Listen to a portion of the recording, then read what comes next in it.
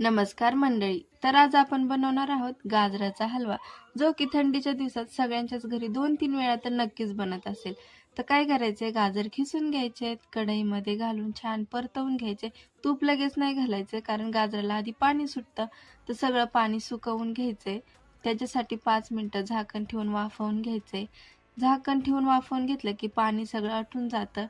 मग 2 चमचे साजूक तूप घालायचे. 2 चमचे तूप घालून मिक्स करून घ्यायचे. तुम्ही जास्तही घालू शकता आपल्या आपल्या आवडीनुसार. मिक्स करून घ्यायचे, झाकण ठेवून पुन्हा 10-15 मिनिटं छान असं गाजर वाफवून घ्यायचे. आता दूध घालायचे. तुम्ही खवाही घालू शकताय.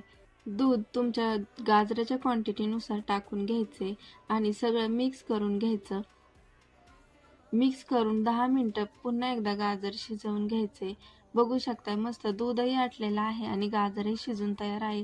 आता आपण चवीपुरती साखर घालून घ्यायची. तुम्हाला जर गूळ घालायचा असेल तर गूळही घाला आणि छान असं मिक्स करून घ्यायचे. बघू शकता साखरेला आता पाणी सुटायला लागले.